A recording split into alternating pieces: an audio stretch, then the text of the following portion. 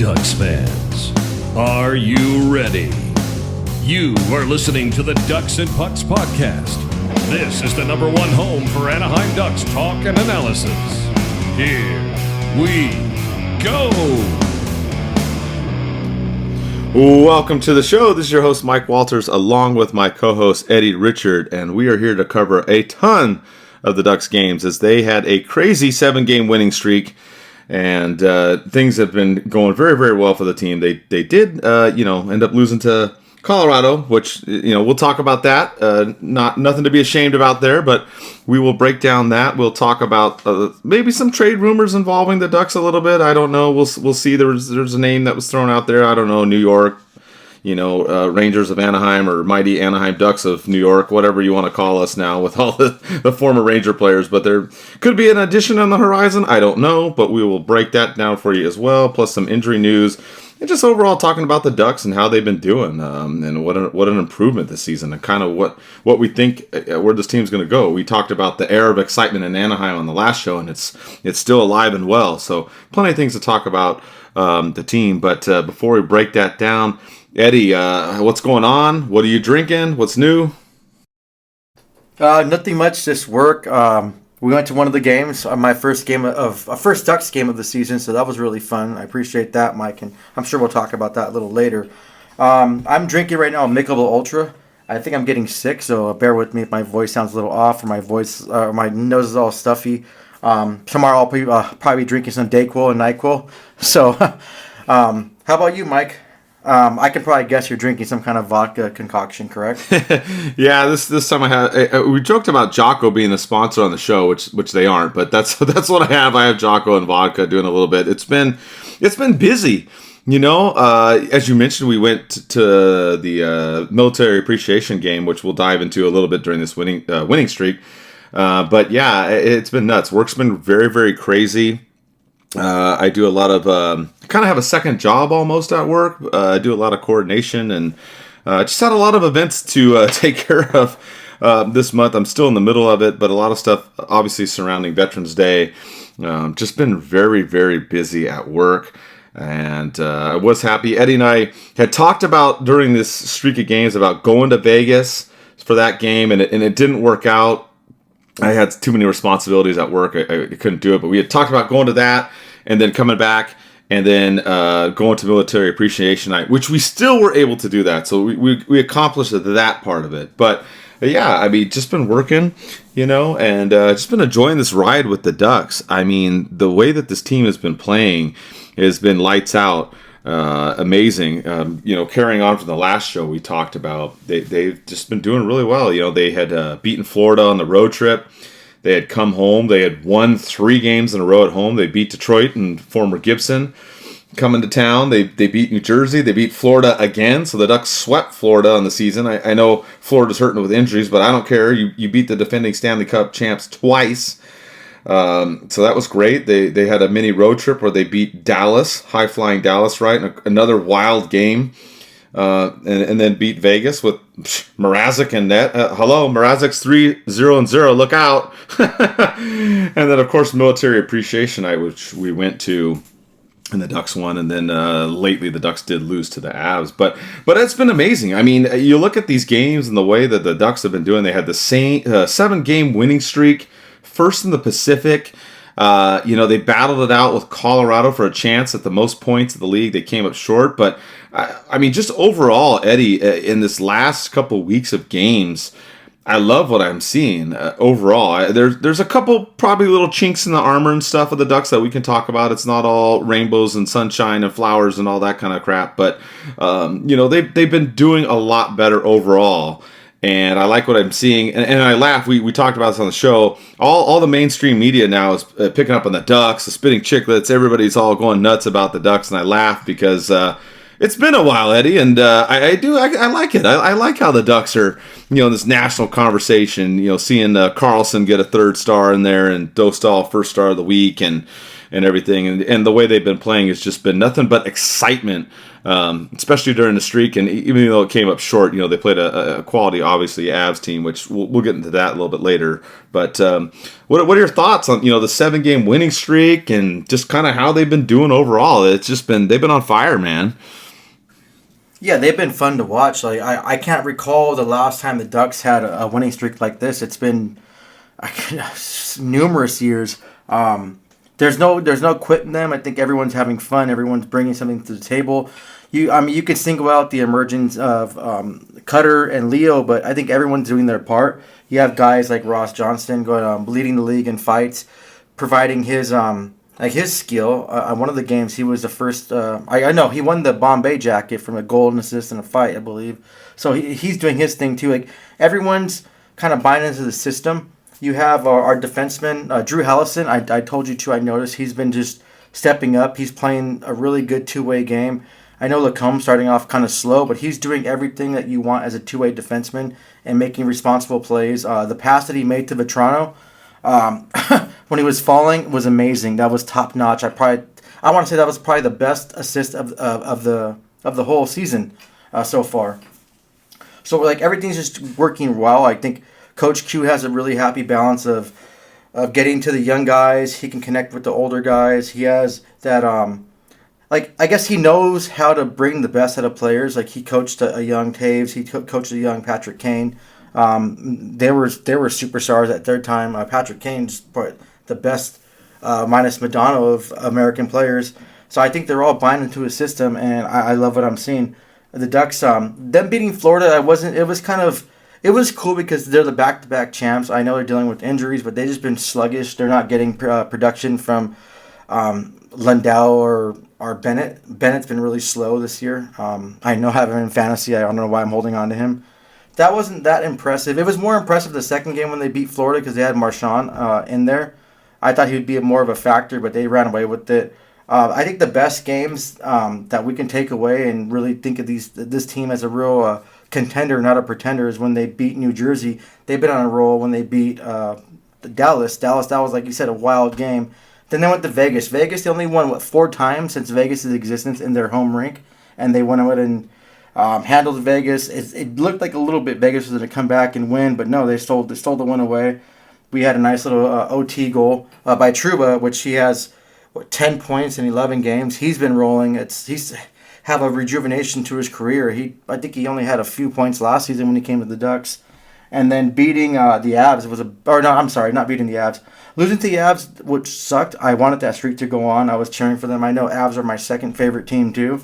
But they kept up with the Avs. I know Anaheim seemed kind of shell-shocked a little bit with the speed and how they played their system. I mean, you have 2 of the greatest players in the world. You have McKinnon. I think he's the best player in the world, and you have Makar as the best defenseman in the world, and they held their own. And goaltending was an issue. I think Wedgwood from Colorado played really well.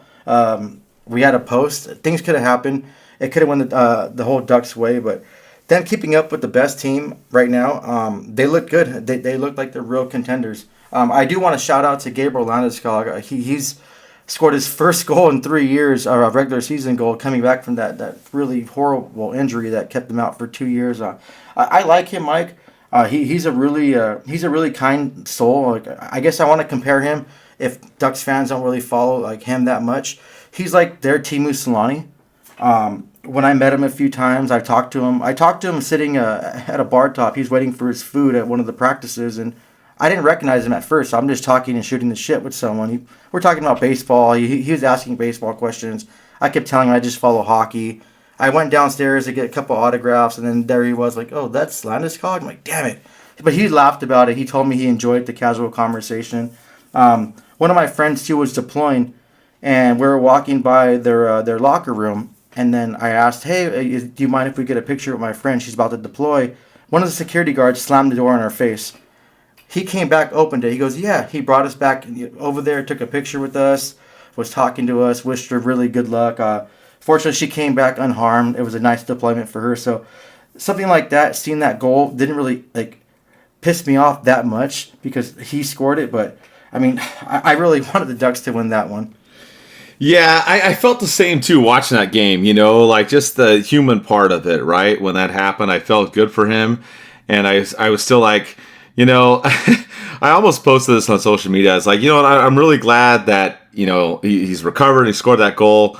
But please, can you just only score against other teams, not the Ducks? I mean, of course, right? But yeah, I mean, he got that goal.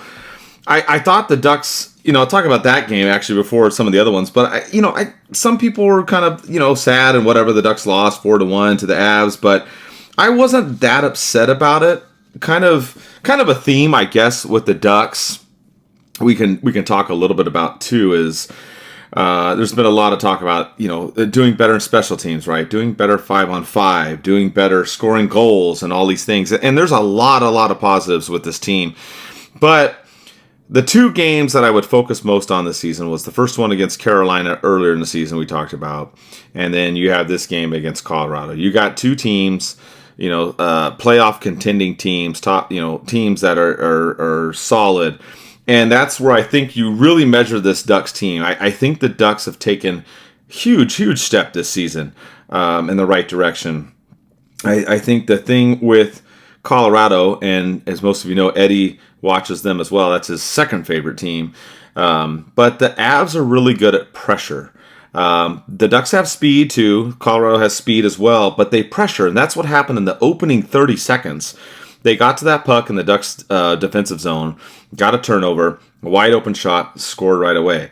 And that's how Colorado burns you. They also burn you on the power play. And we saw that as well. So those are the things that I see from the Avs that the Ducks can take and learn from. I did like in this game, though, the Ducks came out, like you said, you mentioned they were shell-shocked in the beginning. Absolutely. I was like, what are you guys doing? Wake up. They responded at the end of the first period. You had Leo Carlsson scoring. He's now tied with Cutter. They both have 11 goals on the team. And so that was good. Then the second period, the Avs pushed back again. Dostal was huge. That the Ducks only ended up giving a goal in that period. They had a chance to win in the third, but then the Avs scored again, made it 3-1, and they kind of at that point the Ducks couldn't recover, even though they did pressure. So when I look at that game, yes, the final score was 4-1, but if you look at the puck possession stats, it was pretty even in the game.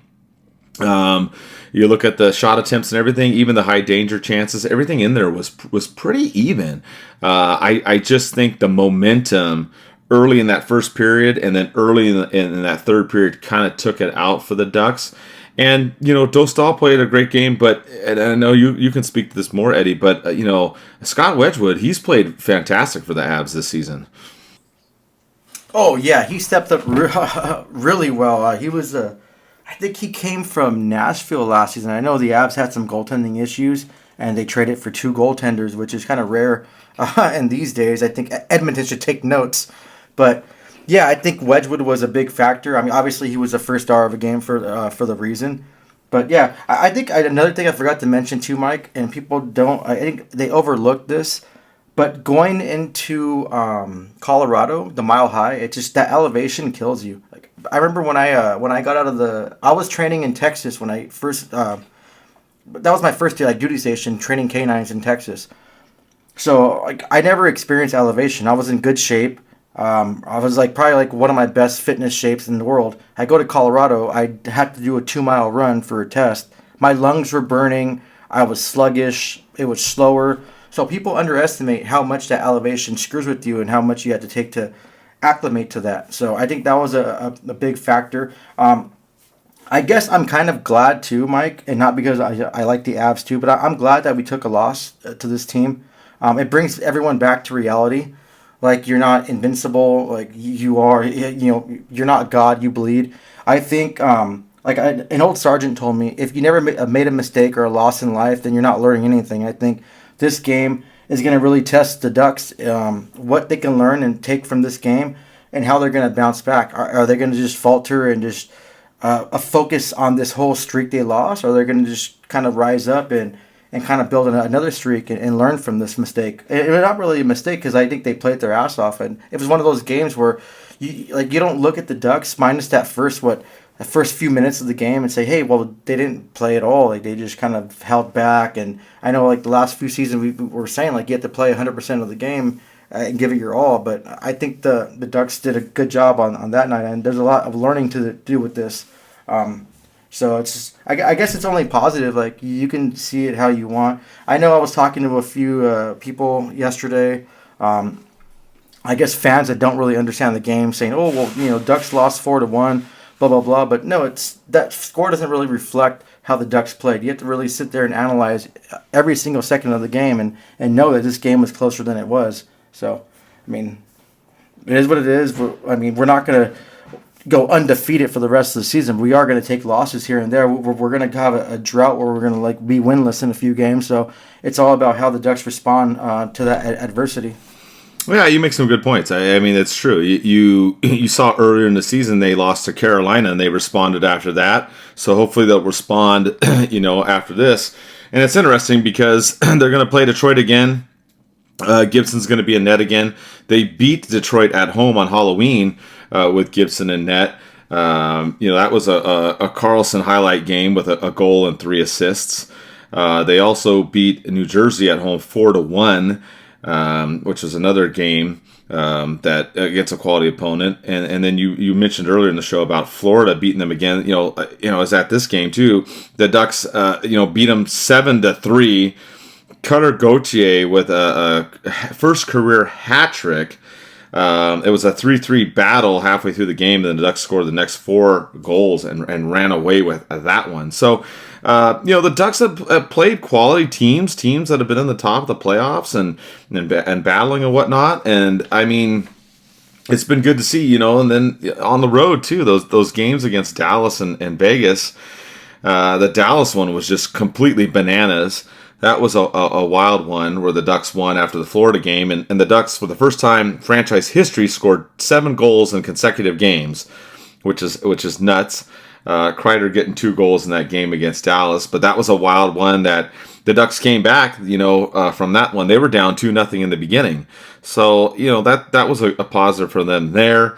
The Vegas game, surprisingly, Mrazek played better. The Ducks, that one, they looked like they had that one in the bag. They were up 3-1 in the third. They gave up 2 goals. They were all over the Ducks in that one, and Mrazek came through for the Ducks in that game in Vegas, and the Ducks were able to pull that one off. Trouba doing like Teemu Selanne type moves in overtime, breaking in and scoring. I did not, when I saw that, I was like, wait, did Trouba score that? That wasn't McTavish, that wasn't Carlson, that wasn't Cutter. Right. I was like, right. I was like, what the hell? And then, we went to Military Appreciation Night, which I thought of these games that the Ducks have played. I mean, obviously, you and I had a great time. You all know Eddie's a military vet, so I love at the game.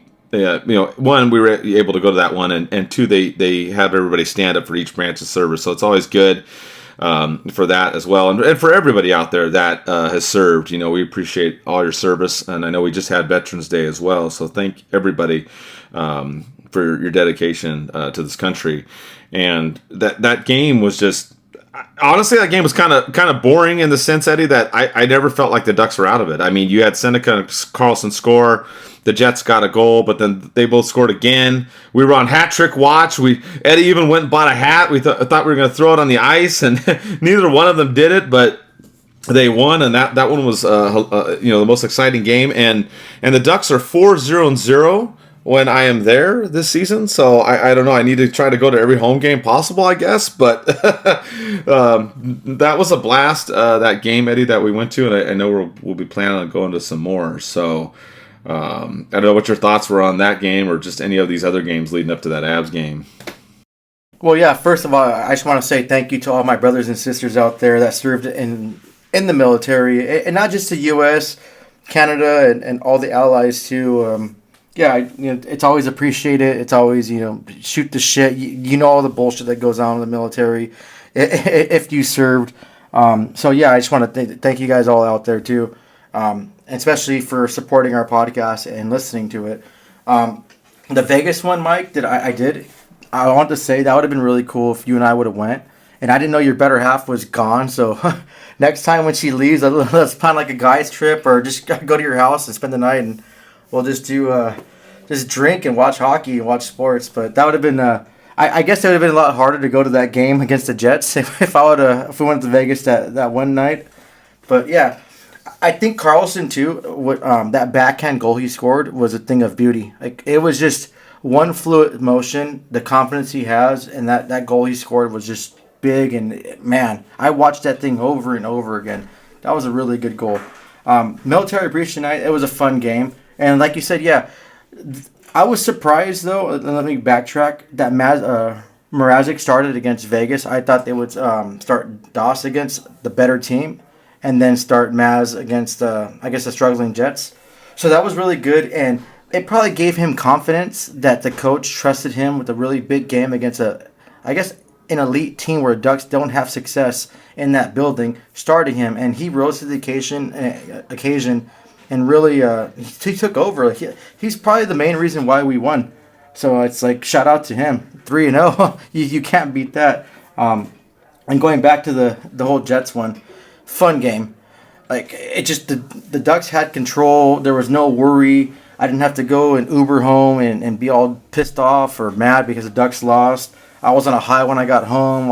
I didn't want to go to work the next morning. I just wanted to, go out and party and celebrate like they won the Stanley Cup. But yeah, I do appreciate you inviting me, Mike. I think last year we went to the Military Appreciation Night too. I want to say the year before that too, you and I went. I'm not 100% sure, but we should kind of make this a tradition at every Military Appreciation Night. We both go together. Yeah, I agree. It was a fun time. Also, if you didn't see, they have the new military jerseys. Eddie picked up one at the game with the new Ducks logo. Eddie did post a photo of us wearing some other jerseys, and some people were very confused. So I wanted to bring this up. So I had the old school one with the Web D, right, and I had the Ducks and Pucks on it. I think I got that one at Cool Hockey. By the way, if you're looking for an alternative or a place to go get stuff besides the team store, nothing against the Ducks, but Cool Hockey's a great place. That's where I got that military one with the Ducks and Pucks on it.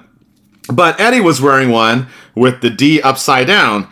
So he posted it on, I think, Instagram and Facebook, whatever. And I mentioned on there, upside down logo, if you know, you know. And then we got questions and everything. So if you don't know, because I'll just throw it out there now, Eddie's referring back to the draft lottery when they threw out our logo and was upside down. So when that happened, that's why Eddie did that with the upside down logo. So it's a poke of fun at the league for that, and it's just a very, very funny thing. So that's what that's about. If you're like, why is this logo upside down? Like, do they get it? Are they stupid? No, that's what it is. So that's what happened. But yeah, these two games were fun. Yes, I wish we did go to Vegas. I couldn't though because of work. I had to stick in town.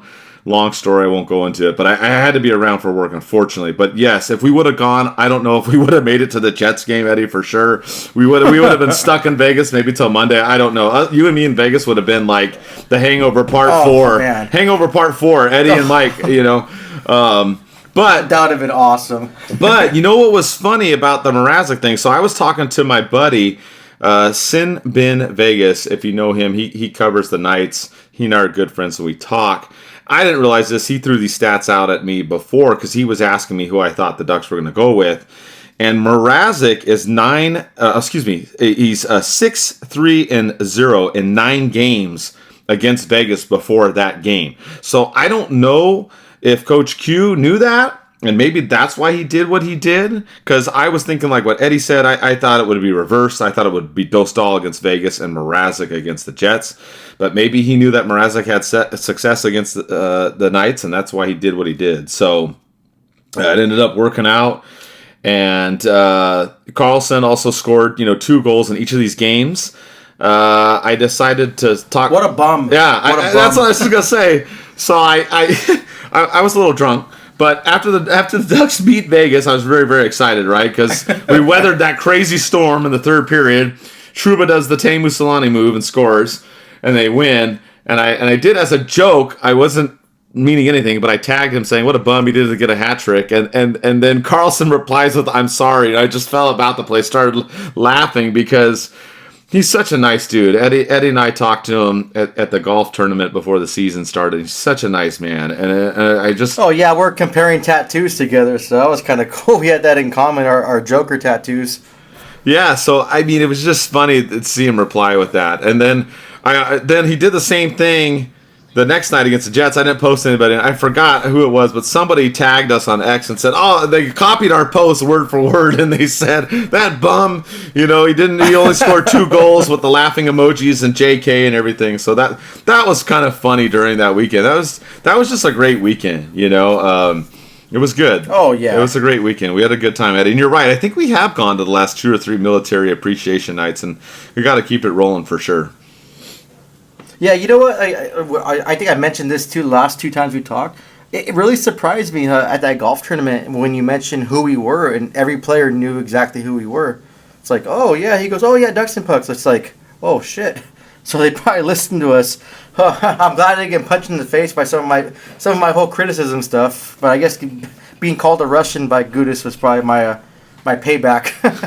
But oh yeah, I can only imagine if we went to Vegas together. Like, oh, that would have been fun. So hopefully next time in the future. I mean, no, not hopefully. I'm sure we'll do it. I mean, we're gonna be alive for a while, so I'm pretty sure we'll make a trip like that. So that's gonna be fun. And you mentioned too about Coach Q, or I'm sorry, about Mrazek, how the guys at Sinbin over there, which are really cool guys. How they mentioned that Mrazek has a really good record against Vegas. I think Coach Q knew that, and that's why part of the reason why he started him against Vegas.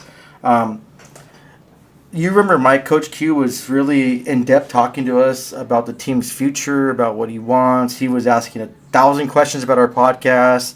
I want to say he was trying to look it up, too, or he put a note in his phone. So I think he's one of those coaches that analyzes every single thing, every player. He knows. I guess the best thing, and this kind of goes with Veterans Day yesterday, I think some of my best leaders I ever had in the military, they knew all about my family life. They knew about my ex-wife. They were really close and knew about that. They knew about my son. And they just kind of knew me as a person. And I think he kind of does that with his players too. And he knows how to get the best out of his players. And I think he knew this game would be Mrazek's game. And he had that confidence going in, knowing he has a record against Vegas. And it paid dividends. And you have to give that credit to the coach too, as much as you're giving the credit to Mrazek. Yeah, I think that's a really good point, Eddie. You're right. Being a good coach, leader, supervisor, mentor, you got to know your people, know their strengths and weaknesses, and know that personal side to them too. I think that's extremely important and a good point. Like you talked about, I just watched recently the movie Miracle again, and I kind of thought about that too, and what happened there. With the 1980 U.S. hockey team, right, and how the coach was there, and you saw those little lessons and little things that came out in there, like when the coach is talking to he's talking to the goalie Craig in that one about taking the test and how he didn't take the test, and then the goalie Craig's like, oh, I didn't take your test, huh? And he's like, no. He's like, I want the person that didn't take my test to show up on the ice. So there was little things like that I see, and I know it's maybe drawn a little bit. We're talking 40 plus years ago, but different things. But I'm just saying that whole idea of knowing your people, knowing the buttons to push to motivate them in the right way, of course, and to get the best out of the team. And I really think that's what Coach Q has been doing with his team. And that's kind of our next little part of this on the show is all the team stats of this thing. I mean, you look at what's gone on with this team, and they're killing it offensively. They're just under 4 goals now a game. They were over 4 goals a game. Second in the league. 63 goals already this season. They're playing phenomenal. The power play's back up there, 23%, just outside top 10 in the league, which is great. So they're doing it. And when they score 4 goals or more this season, they're undefeated. They are 10-0-0. So, a lot of positive stuff. And I think the other part too, and I think we touched on this maybe on the other shows too, is Coach Q knowing his players, as you mentioned, Eddie, but it's also the other coaching staff around him, right? You look at a lot of the leaders, throughout the world, whatever, U.S. presidents and other countries and whatnot. And the leaders are... Mike Walters from Ducks and Pucks. The leaders, the leaders, they surround themselves with people, right, that maybe don't necessarily agree with them 100%, but they're people that can help, get them going. And one person I want to mention that maybe gets overlooked or overshadowed, I don't know if that's even the right word, but you've got Woodcroft back there on the bench, who is a guy that a lot of people mentioned they thought could have been the coach of the Ducks. So you have Coach Q, which is phenomenal, but then you have Woodcroft too. You basically have two quality head coaches running this Ducks team, and you've got some new assistants and things in there too as well that are helping. But I think that's a big part of it. Is coaching has been a big part of why this team is doing better. You see the power play, the changes there. The penalty kill needs a little bit of work. Defense has gotten better. Turnovers has kind of been a question. We've talked about that.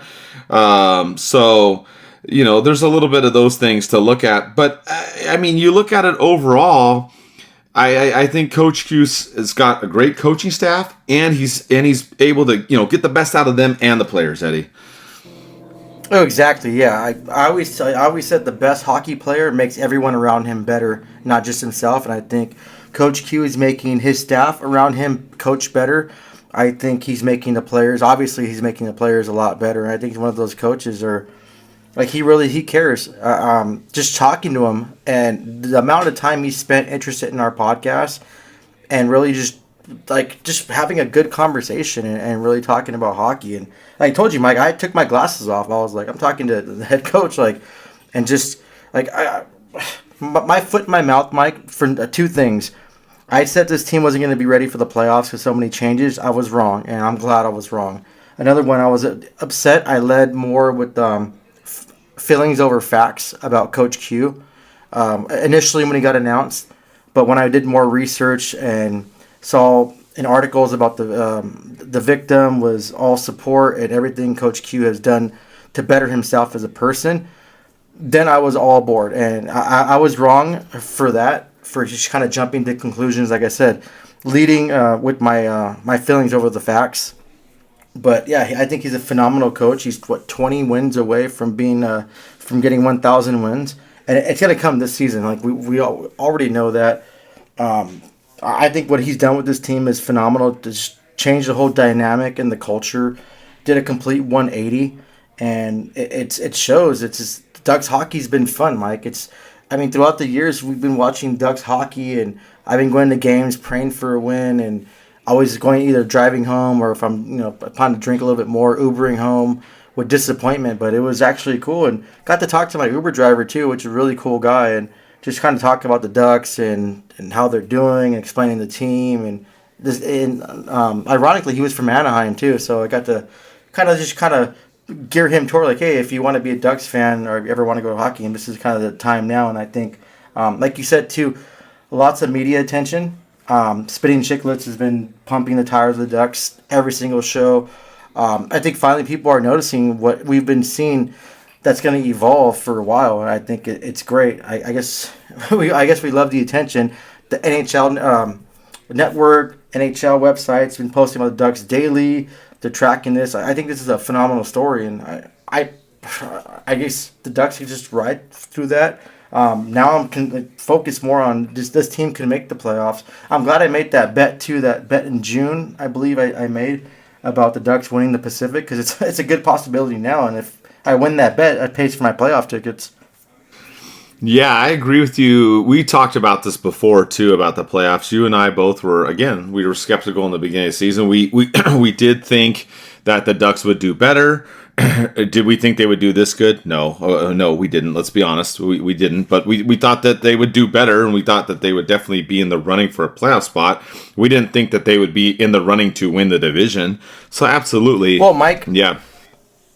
I was no on playoffs. You were yes, so you had more faith in the team than I did. So sad to say. That's right. You're right. But mine was a weak yes. I'll admit it was a weak yes. I thought that they would maybe limp into the playoffs, and make it, but not actually my mind is so different about this team after this last couple weeks, Eddie. Like, you're right. Maybe I was a little bit more optimistic than you are, but like, I am so optimistic. Like, when they were losing 3-1 in that third period against Colorado, I still thought they had a chance to come back and win. Where, like you said, for several years, when the Ducks would get down by 2 goals, I would say it's over. We're going to lose. The game's done. So they were down by the 2 goals. They still had about 12 minutes to go in that game. I legit still thought they had a chance to come back and maybe force overtime. They didn't. They lost. But the feeling about the team is different. And obviously the apprehension, like you said, bringing in Coach Q, and then all that baggage, of course, and all that stuff as well. Of course, there's that too. But, I look at this team. It's a team that's going to make the playoffs. I think I'm not saying get the parade started and win the Stanley Cup, but I think this is a team that they can, especially if we get healthy. Don't forget, we've got some injuries on this team too. We've got Granlund, Gudas, and Strome. Strome still hasn't played a game this season. They've been without those guys. So I have to kind of see what happens when they come back, because I like a lot of the chemistry we have in the forward lineup already, even on defense too, even though the defense needs a little bit of work here and there. But that's a good problem to have. It's a good problem that you have 3 guys out injured and you're still killing it. And then, you have to fit those guys back in and figure out where they go in the lineup. So that's a good problem to have. And that's what I look at and what I like what I'm seeing so far, Eddie. Oh, yeah, I agree. And my whole concern is when we get healthy, not Gudas. I think Gudas was playing really well, like having like a 180 from last season too. But when Strome comes back and Granlund, where are they going to fit in? Is it going to change the whole dynamic of the roster? We have our rookie. I guess I'll nickname him Cinny. I think that's a cool nickname. I don't want to be crucified for pronouncing his name wrong by certain people, but right. But no, I think our rookie has been playing really phenomenal. He got thrusted into this position, and he ran with it. I remember another player that got forced into a position due to injuries was Cam Fowler when he got his chance, and he played really well his rookie season. I think that kid is amazing. He does it all. He's not afraid to be physical. I know before podcast I was pissed off because I thought the Ducks could have got him lower and they could have traded, but it turns out Pro Sock Hockey posted a jersey that they got, and I guess it was a Seneca jersey, and they were going to draft him with the 4th overall pick. So the Ducks staff, the Ducks GM, Verbeek, their scouts, they saw something in him, and it's paying huge dividends. It's really cool to see, Mike, when you see a player like that and you know he's going to be something special. You know he's going to be a star in the league. We mentioned that with Leo Carlsson. I know people were pissed off that we didn't get Fantilli. We were pissed off for losing the whole Bedard thing, but I'm kind of glad that we got Leo Carlsson. I think he fits the mold of this team, and right now it's a competition, and different podcasts are talking about it. Comparing is, people are so high on Bedard getting picked 1st overall, but others are questioning it. Like, if Leo keeps his trajectory and going on the way he is, just the play style, how smooth he is, Chicago should have picked Leo. Like, it's just crazy how everyone was so pissed off and now everyone's just all over him. Everyone loves him, but that's the way it goes. These scouts do a great job, and I think Anaheim's always had that little niche for finding diamonds in the rough, for finding players where us as fans that just, like, I'm a casual fan when it comes to these rookies and watching their colleges, watching the OHL, those things. Like, I'll read Thomas's reviews. He does a really good job about them. I'll watch a little bit of YouTube videos, but I don't really sit there and watch every game and can analyze that. But these scouts do an amazing job for the Ducks, and man, I you know what? Honestly, I'm happy that we lost. I guess we kind of lost that lottery, but we kind of won because we got Leo. Yeah, I think you may bring up some good points, and I do want to shout out Thomas, because Thomas does all our stuff on the minor league stuff and the rookies, all those articles he does over the summer. Eddie's right. He and I don't spend as much time on that stuff and the prospects and the draft and all that. And yeah, I'm with you too. Like, when they picked Carlson, I remember I was in a bar in Arizona at the time with the misses, and I was like, wait, we picked Carlson? I wasn't upset. Like, I know a lot of people were like you said, they were like mad and upset. I wasn't upset because I know that these guys know more than I do. I don't follow this stuff, and even if I did, I would have never claimed to be a prospect expert because I am not. But I was just surprised. I was like, oh, okay, we went with Leo Carlson. Okay, cool. Like, he's a great player too. Like, you know what I mean? Like, but at that time between him and Fantelli, I didn't really have an opinion one way or another that like, oh, this guy's way better, or that guy's way better. I was just kind of surprised because, you know, you listen to the reports, you read what the experts do say, or what the mock drafts. You know, oh, we're gonna get this guy or that guy. And then it happened again with Seneca, like you talked about. The Ducks ended up picking up him, and then the whole thing with that jersey coming out that he was going to get picked next, that the Ducks didn't get him. I thought that was hilarious too. So now you got these guys, and this team is a young team. And I laugh because every time I write the game recaps this season, there's just all kinds of crazy stats, like most goals in 20 games and under the age of 21, and most points of this. I lose track of all that stuff. So they go overboard a little bit. Yeah, there's just so many stats with like this guy, this. So I try to include at least some of those in the recaps. But I think that the next step here, which is interesting because we saw Verbeek pay the man when it came to Lacombe, right? And then you've had a couple things we'll talk about on Elliot Freeman's podcast, but he talked about pay the man with Leo Carlson and pay the man with Cutter Gauthier. Both, need to be resigned this coming summer. So I'm with Elliot and Kyle on the 32 podcast. Verbeek, if you're looking ahead, you talked earlier in the season about signing people. You got Lacombe done.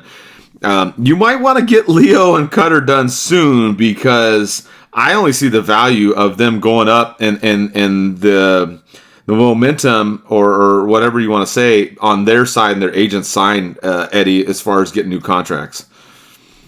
Oh yeah, Mike, I was laughing when you mentioned like you were at a bar watching the whole draft with your better half. I was at a bar with my brother. we're watching the draft too, so that was kind of funny.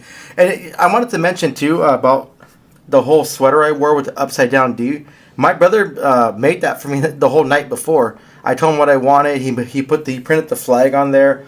So if anyone ever wants like custom shirts or sweaters, just let me know.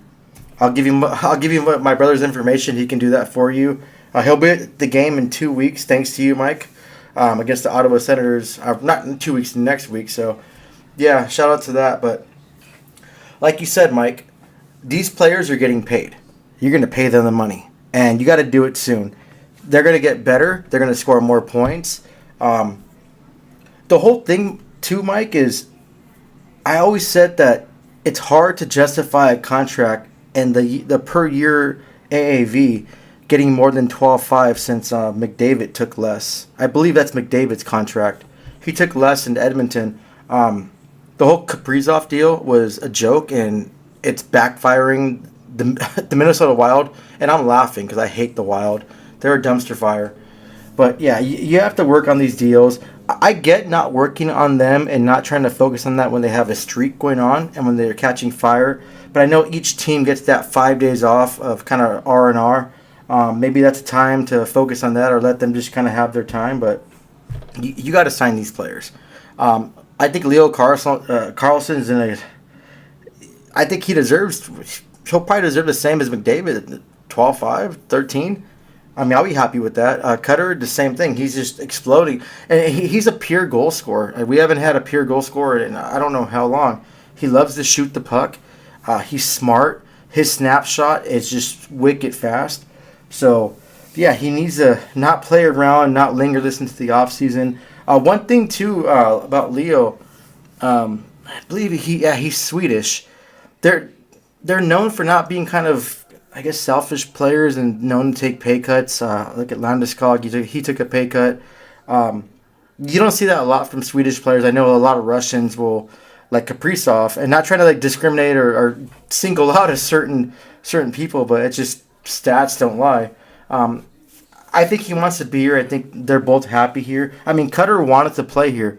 There was rumblings about him being traded to different teams, but said he wouldn't sign with them. When it came to Anaheim, he said he would sign with Anaheim. He made a good choice, him and his agent. So I think he wants to be here too. And I know they're going to get done. I just hope it doesn't linger on like the whole McTavish deal. And I hope Verbeek just sees what's going on. And like they said on that podcast, and like we're saying right now, sign them as soon as possible because this guy is gonna. I wouldn't be surprised if Cutter is in the top 5 of goals scored this season. Leo's competing for the most points in the season. It's just they're not stopping, especially Leo. It just comes so natural to him. He makes it look so easy. You see the flashes of greatness. And Mike, the scary thing is both these players aren't fully 100% developed yet. Imagine a couple more years how they're going to be. They're going to be I'll say it right now, my first one of the podcast. They're going to be fucking superstars. Yeah, I agree. I mean, they need to pay the man. Like Kyle and Elliot on the show were like, hey, we got this message for Verbeek. Okay. Hey, Verbeek, Coach Q, if you're listening. Well, it's more up to Verbeek, but, Coach Q, even if you're listening, still listen. But Eddie and I are like, hey, pay these guys, lock them down now. Like, get them on there. Like, these two guys, and there's other guys too, but these two are keystone features for the Ducks going forward. I mean, and I feel, I kind of laugh because just a reminder, we are part of the Old City Sports Network, and we got our guy Jesse over there who is the Flyer fan, and I know that he's a little whatever about Cutter and some of the Flyer fans over there, but you know what? We won that trade. I'm just gonna say right now that the way that worked out, no matter what happens right now, it's definitely going in our favor. And Cutter, you're right, Eddie, about him wanting to come here. When the Ducks unveiled the new jerseys and they had that event at Honda Center, Cutter was there. I think I mentioned this. He flew in like the night before or that morning to be there, and even told all of us that and told us how excited he was to be in Anaheim and play for the Ducks. And I remember talking to him briefly after they did the whole presentation of the new jerseys and everything like that. So those are the kind of guys that you want.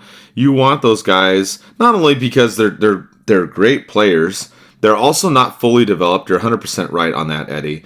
The best is yet to come, I think, with both of these guys. But you got two guys that are fan favorites and want to be here. So lock them down. Get these contracts done. That way you don't have this crap to worry about later on. Because, I mean, if Verbeek waits till the summer and it ends up being a McTavish situation or Zegers or Drysdale like we've had before, people are not going to be happy with that. And it just get it done. You got it done with Lacombe. So get it done with both these guys and let's go. Yep. Okay, so Mike, I'll throw a question now. I have a couple questions too, Mike. I'll throw one in advance so you can think about that. So after Cutter and Leo, I want to say the players that are UFAs, RFAs next season, who would be the third most priority? That's my additional question. But my first one is, what would you pay Leo right now? What would you pay Cutter right now? Oh man, that's tough, dude. I know. It's funny that you mentioned that because I was like, dude, we need to research this and look into it and look at the comps and all that stuff. I mean, looking at the RFAs, right? So going into next season, the RFAs are actually more heavy on the defense. You're looking at more Minchikov and Zellweger for RFAs, right? Well, no, Mike.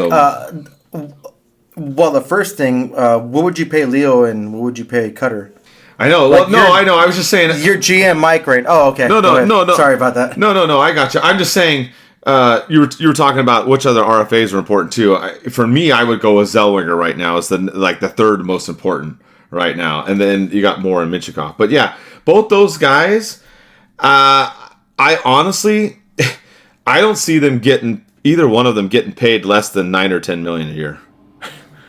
Oh, I don't. I 110% agree. I don't, because the way that they're going right now, I mean, you dropped $9 million on Lacombe. So to me, bare minimum would be $9 million for both. I think you go 10 plus on both of them. That's just my opinion. I'm not looking at any stats. I didn't research anything. I didn't do any of that crazy stuff. I'm just telling you, based upon what I'm seeing this season, what's going on, and what happened last year too, and all that. Taking it all together, if you're paying Lacombe $9 million, you're not paying Cutter or Carlson less than that. You're paying them more. I mean, I'm going for it. You're paying them, but they're gonna have to figure that out because the cap space too, right? The cap is going up, but you're gonna put yourself up against the cap. So that's where the issue is gonna have to come up next season. That's where, like, are you gonna pay one or not the other? But you have Trouba comes off the books and you have Gudas comes off the books next year. That's $12 million right there. So if you're not Mrazek and Husso too, right, exactly, and Mrazek's $4 million, Husso's $1 million. But if you're not bringing back Mrazek, and we're getting ahead of ourselves too. This is the podcast discussions that we should. We should. No, I know, but I mean, this is usually stuff that we talk about like around trade deadline time. You know what I mean? I mean, it's real early. We're getting ahead, but you're right. Between Trouba, Gudas, and Mrazek, that's $16 million off the books. You've got about 14 right now, and the cap's going up a little bit more. So you can do it. You definitely could pay them both, but who's going to be the future of the defense? If the future of the defense is Hellison, which he still signed another year in RFA in 2027-28, then you got Moore, Minchikov, and Zellweger. Those are your guys. You don't re-sign Gudas, then I guess you figure out what are you going to do with Trouba. Is Trouba you bring back on a deal or you don't? So that's the only thing. I mean, and again, getting way ahead. There's a lot of stuff you got to figure out there. But they could do it. They can do it. And to me, I think you should do it. I mean, the other part of it too is Killorn comes off the books in 27-28. Another $6 million there. So that's down the road too, a litgoing bit. So there is room to do it, right? They could figure it out. It's going to take a little bit of work though, in seeing what's going to happen, because you already dropped that 9 spot on Lacombe, so that took a big chunk. But like we said, you're going to get some openings coming up here. 2026, 27, also Fowler's deal comes off too. The Ducks finish up paying up. That's another 2.5 that you're going to get in there too. So there is room there, but that's kind of what I'm looking at, Eddie. Yeah, I'm thinking somewhere around for Leo, like I said, around 13.5. I think it'd be fair. I think a similar deal would be for Cutter. 12. No, I think it's tough. It's hard to say, right? He's a pure goal scorer, and Leo. I think Leo is more of a complete player. That's hard. It is. That's hard. It is. Obviously, I don't think Cutter or Leo will be as selfish as Kaprizov was, getting that $17 million, and I think that's going to bite them in the ass. And I'm laughing my ass off because I can't stand Minnesota. But I think that they both want to be here, and I think they'll both sign at a fair deal for everybody. Sorry, I got distracted. My brother gave me some chicken. But just the whole thing of this, the whole point of us talking about this, because the whole podcast came out by Elliot Freeman, and you have to pay them. Like, they're getting better. Like, do you want Leo Carlson to just explode, scoring what 80, 90, 100 points, and then demand more? I mean, he's worth it, and I want the players to get paid their fair share. But I don't want to be like Edmonton will overpay their players, Bouchard, Darnell Nurse, or they can't bring anyone in. I mean, we'll talk about this in a little bit, Mike, but the Ducks are a great team right now.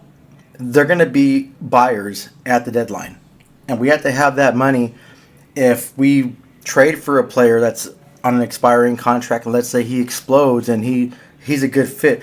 If I can recall going back when the Ducks were in the playoffs and they traded for Patrick Eaves, he exploded and he was great with the Ducks. He earned himself a contract. Unfortunately, injury plague took him out, but we have to consider that too. I think a fair deal should be between the player and the team, and not just being kind of selfish and like Kaprizov is. And I hate to call out a player, because I hate to call out anyone that wants to get the most money for doing their job, because I'm sure both of us, Mike, would require the most money, and just like every other person in the world, they want more money than anything. But I hope it doesn't go that far. But yeah, my fingers are crossed, and I think both of them love being in Anaheim. I think they love the environment. Like you mentioned too, Cutter flew out for the jersey thing. That takes a lot of commitment. He wanted to actually be here. There was other teams that were trying to acquire him, and he chose Anaheim for a reason. So I think both these players are gonna stick with the team, and I really think they'll take less money than what they could get on the open market if they actually were UFAs, or if they wanted to attempt to get a what's that thing called again when you're a UFA? Mike. What do you mean? I have a brain fart. Restricted? Yeah, well, when you're a restricted free agent, an offer sheet. There we go. Oh, yes. Yeah, I think it won't come down to that. I think they'll take what they're worth, but they'll make it fair for the team, so we can bring in more people. And this team's gonna win the Stanley Cup. It's gonna happen soon. Like, we've been in a drought for that, and what we have and what they're building on, and like I mentioned before, Leo and Cutter aren't even at their prime yet. They're not even playing the best hockey they can. And once that happens too, they're going to be just nuts. Yeah, and I agree. And I think the thing is if they're sitting at, cap, or I wanted to say cap friendly, but they're gone. I missed that. Yeah. Rest in peace. I know, I still say them. But Puckpedia, you're looking at the Ducks, and I mean, they're saying, that their current cap space is around $14 million. So you're not going to be able to sign both of them now, right? You can't pay both of them in now. But like you said, you could get Leo or Cutter at 9 or 10 right now. Not saying that they would take it. They might not. They might want more, right? But if you could get one of them at that, still have that money left over, that gives you some wiggle room at the trade deadline to try and figure some things out. Then in the summertime, like we said, you got Mrazek, Gudas, and Trouba that all come off the books if you don't re-sign them, or you re-sign them at a lower rate. Then you can kind of figure that out. So maybe that's the play. And this is just me thinking out loud, right? I have no idea what Verbeek's going to do, but I'm just looking at the math. You can't sign them both right now. There's no way. They're both, unless you make some kind of trades or something like that. No, you actually can, Mike, because like when you re-sign players, it doesn't count against your cap for the season. It'll count against your projected cap for next season, and you have to be compliant before the season starts. So they can technically sign them and be over their allotted cap of the $14 million right now. So if they both sign them, let's say, for example, $14 million at 28, they can go over that. And they can sign both players to an extension, which won't kick in until next season. So they can do that if they wanted to, and just use the projected cap space they're going to have for next season. Especially, you mentioned a lot of those players coming off the books if they don't re-sign, and they can worry about the cap. Especially, it's going to go up. I believe it's 101 or 104 million, or no, 104 million next season. So it's going to go up significantly next season, so that they can use that and sign both these players now.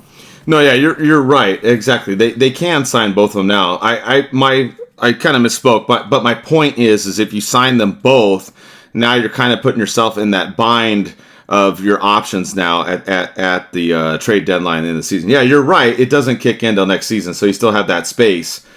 But then you got to figure out what are you doing. Like, so if they do know that other stuff long term, so I just wouldn't do it right now. I wouldn't do both right now and get in that kind of bind unless you've got something kind of else worked out. I don't know. But yeah, you're right. They could do it, because if they don't sign Trouba, Gudas, and Mrazek in the offseason, you're going to have that room right there, because that's $16 million right there. So yeah, you could do it, but I don't know. I don't know if Verbeek would do it, because then you're still limiting your options come in the off season or your moves. So yeah, I don't know. It's going to be interesting. I guess I disagree with you on that point. I think they should both be re-signed this season as soon as possible, and not let it linger into the off season. Yeah, I have mixed feelings. No, I think that they should definitely try and sign sign at least one of them before. You're right. They could do both. But we'll have to see. Well, the other part of it too is Lacombs does kick in next season too at $9 million. So. Oh, that's right. I forgot about that. So that's the other kind of. I'd have to sit down and kind of do some more of this math to look at it, but that's where I'm kind of concerned because yes, you could do both now, like you said, but then we'd have to sit down and break these numbers down and see how it would work out. But yeah, you would gain. You would gain well, you probably still could, Eddie, because you could gain $16 million if you don't bring back Trouba, Gudis, and Mrazek. Then you have the 9 that you're paying for Lacombe. So just looking at that, you're still plus 7, right? You're at 14, so that's 21. Then the cap going up. So you could. It's just it'd be tight. You know what I mean? It'd be tight. I don't know. But I'm with you. No, they should try to sign him sooner than later. Absolutely. Yeah, well, for next season on Puckpedia, the projected cap hit is $63 million for the Ducks next season. So it goes down about $20 million. That includes Lacombe. So, but no, I do agree with you. You should be more conservative too. The cap is going up, but things can change. That can be nullified. Something can happen. You never know. You have to be prepared for the worst and plan for the best, or however that quote is.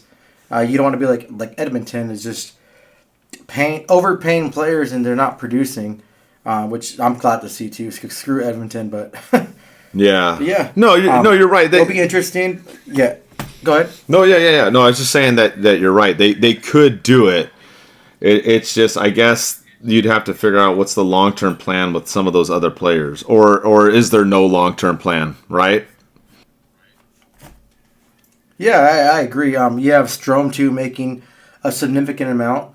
Vetrano, my uncle, unfortunately, he only has 2 goals for the season. He's not really playing to his potential.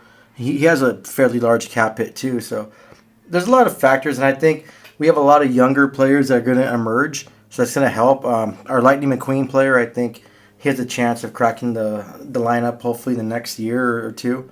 So we can use their rookie salary. So it's going to be a whole revolving door.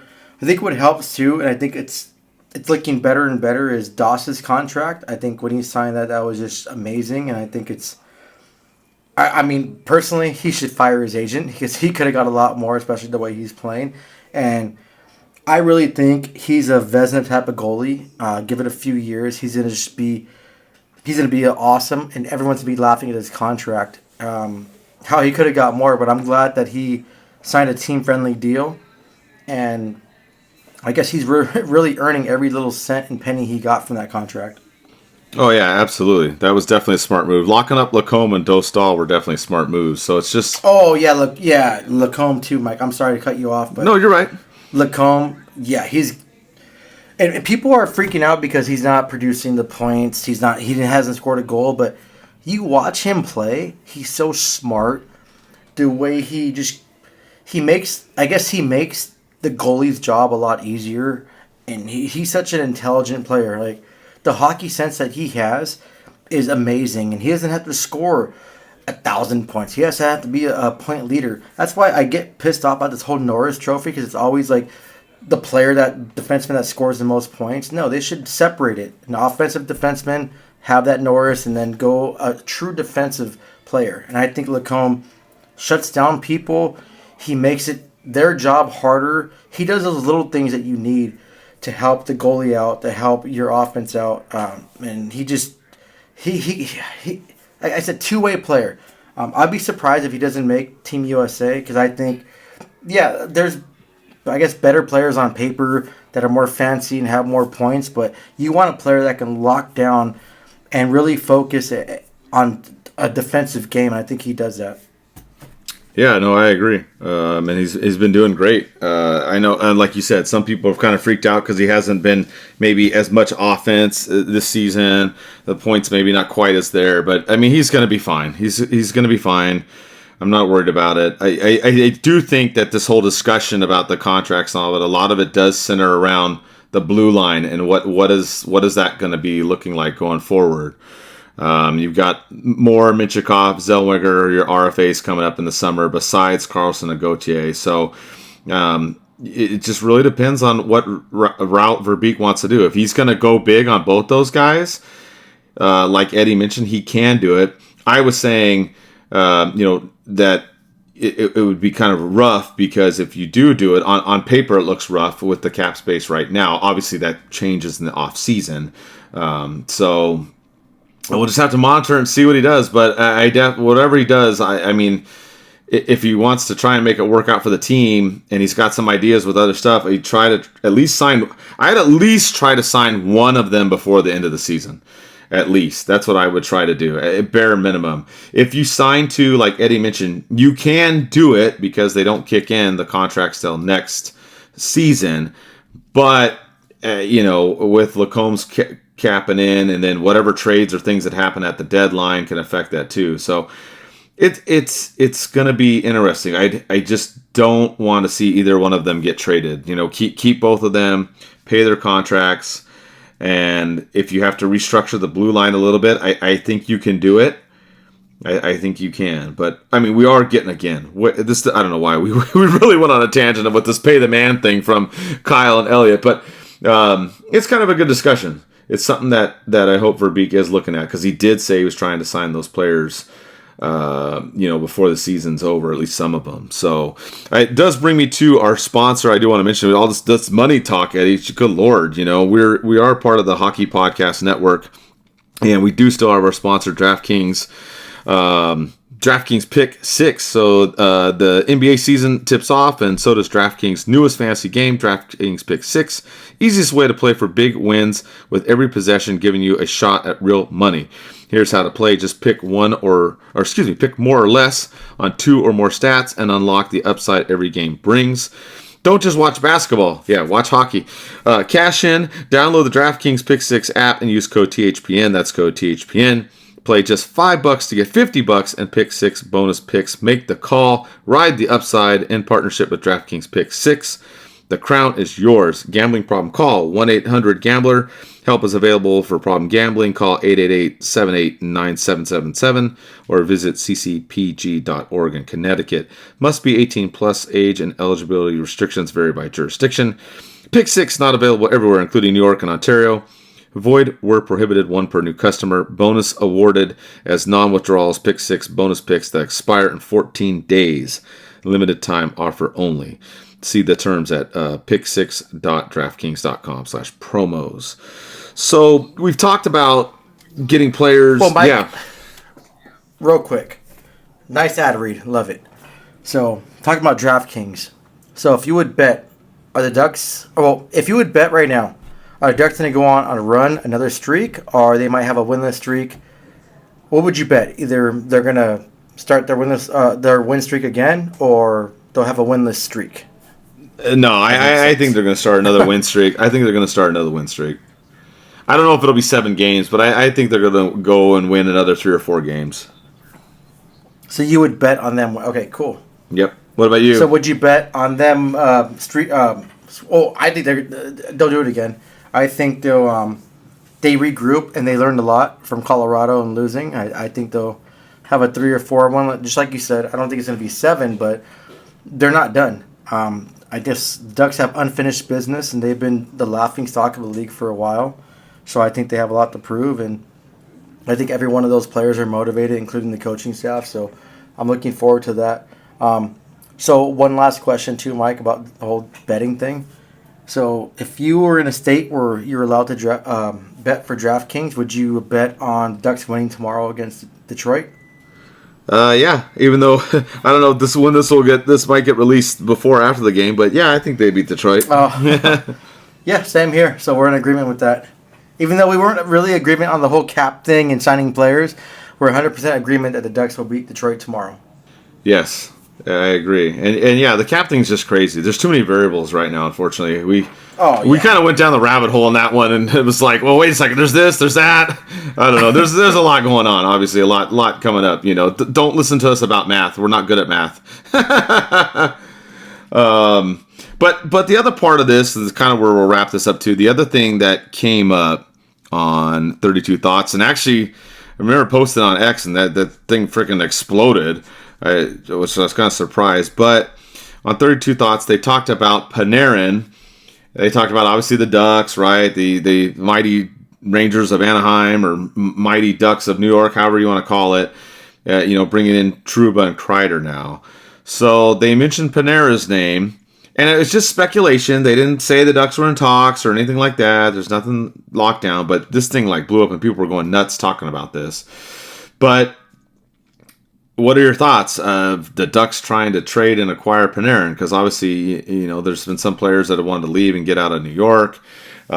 Is this another guy you try to add, Eddie, to the team? Or you kind of ride it out, we wait till the trade deadline and kind of see how things are then? Kind of just what are your thoughts, since this was kind of the talk a little bit in the last week or so? See, this is kind of hard. They had a lot of baggage with Panarin. He's not playing. He has 12 points in, I believe, 17 games. It's not bad, but for a player like him that scored almost 90 points last season, 120 points the season before, it's not going well for him. The Rangers have been a dumpster fire. They haven't been playing well. They can't score goals at home at all. It seems like every Ranger player that came to the Ducks are thriving, and Verbeek likes to do deals with the Rangers. I can see a possibility. The issue I have, Mike, and I don't know a lot of information on this because they both signed NDAs, but he had a sexual assault thing recently, and it just kind of got swept away. Now, I learned my lesson to sit there and judge someone before I know all the facts, just like I did with Coach Q. So I don't know what's going on. Apparently, there were some issues going on, and I'm not going to divulge into that on this show. If you want to know more, you can look it up. But MSG paid off the former employee, and it was done and over with. My thoughts on it: if something happened, if I were a female, something happened to me, I would want justice. If it wasn't true, on the flip side of that coin, I would fight that and kind of get the truth out there. I just don't like that kind of baggage right now, Mike, coming to the Ducks. The Ducks have a great thing going on right now. I don't want any additional distractions coming on. These players, they're on social media. A lot of them are young, and you can't stop looking at it, Mike. Like, people will say negative things about us on Ducks and Pucks, which I get, and I'll look at it. I'll ignore it, but does it bother me? Sometimes, yeah. I mean, it bothers you too, Mike. We're only human, and that's the way it goes. There's a lot of people, I guess, that are haters, and if this happens, it's going to kind of bring that negativity to the Ducks organization, and I don't think we need that right now, especially on a great high we have. The trade deadline, and if Panarin sparks something and he can bring something of value to this team, then maybe, but I think right now it's not the right move. We have everything going.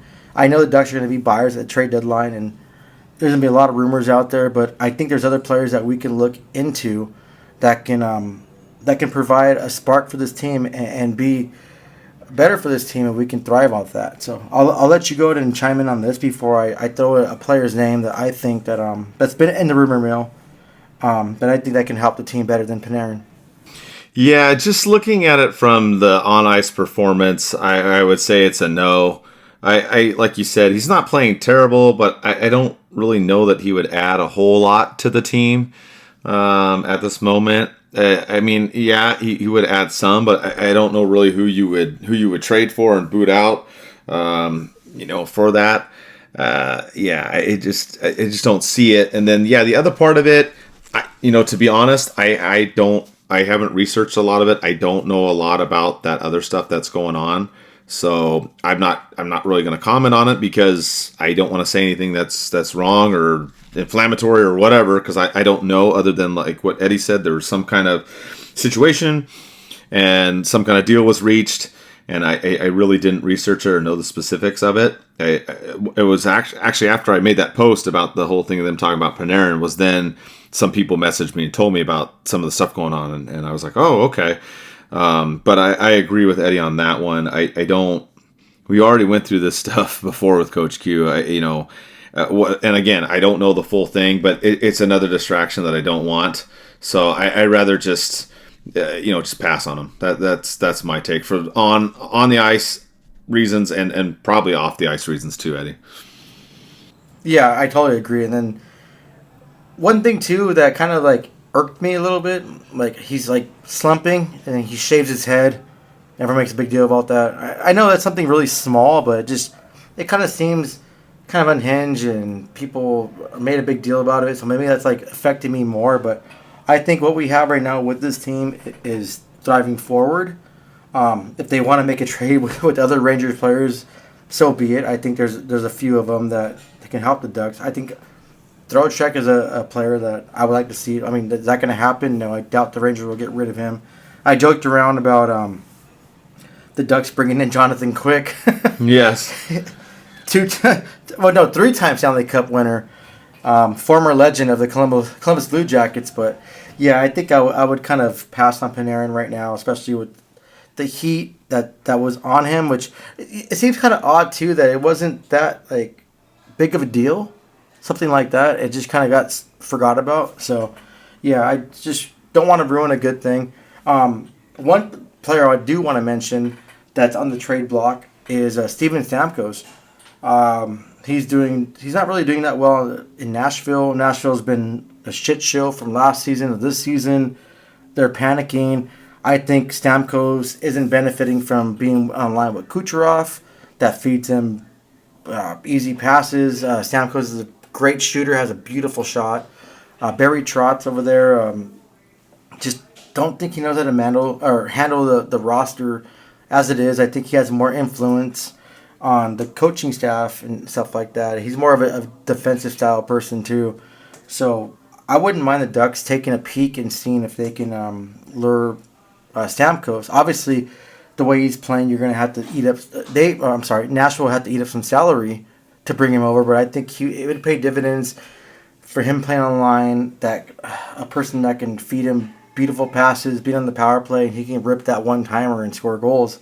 That's one person that, if it came down to it, do you want that Panarin drama with the $11.5 million contract, or you want Stamkos' contract? So I think that's something that the Ducks should maybe take a look at, see what they can get, or see where they can trade for. But I think he'd be a good fit with Anaheim. His good buddy Killorn's there too. So that's one person, if you want to talk about trade stuff, one guy that I wouldn't mind the Ducks pursuing. Yeah, I think if you had a choice between those two, I would definitely go with Stamkos instead. I didn't even get into the money part with Panarin too, because like we talked about earlier, you're trying to figure out Carlson and Cutter, what are you going to pay him and when are you going to pay him? Because like we said, you could pay him both now, but then you like we've already discussed, you get yourself kind of in a bind coming up in the summertime, depending on what you're doing at the trade deadline and what you're doing with the other players we talked about. So, I would leave. Honestly, I would just leave everything as is right now. I wouldn't make any trades. I wouldn't do anything right now. I would just leave it as is right now. Wait till we get closer to the trade deadline and keep the course and see how it goes. But if you were to pick between the two and say Nashville retains some salary on Stamkos, then that's something that I would look into. That's kind of my take on it. It's kind of same as you, Eddie. I would look at that too, because I think there is value to adding Stamkos, but again, it's got to be the right kind of deal. Oh yeah, but his $8 million contract, that's going to be rough to justify about the production he's putting on the ice. He hasn't been the same player. It happens. Like, you spend your whole entire career with one franchise and you leave. You learn a new system. You're playing with different players. I mean, Kucherov is probably a top 10 player in the world. I don't think Nashville has that kind of productivity, that kind of elite passer, and that kind of player that makes people around them better. So, I was just spitballing it, throwing it out there for different names, like reading different rumors. Just if the Ducks, I know Verbeek will make a move come the trade deadline, so I think it's going to be exciting this year. He wants to get this team better, and I know he wants to not only make the playoffs, but he wants to go and really be a legitimate contender for the Stanley Cup. So I think he'll bring in someone that can significantly help this team. Panarin, just like you said, Mike, we're both in agreement. We can pass on that. It was a nice little thing, and people blow up about rumors. But yeah, I think we could both agree we can pass. Yeah, exactly. And I would just stay the course. So, yeah, I mean, but again, a lot of positivity with the Ducks. Not much more. We'll just kind of wrap up the show. We'll keep rolling. We're trying to get back on our 2-week schedule here. Appreciate all the support. Stuff's been blowing up on social media, especially on Instagram. There's been a lot more people on there getting traction, even posting like game previews and game recaps. It's great to see everybody excited and pumped up about the Ducks. Like we said, even the national media and stuff like that. So, we'll just wrap up the show and see you in a couple weeks, and let's keep rolling, and let's go Ducks.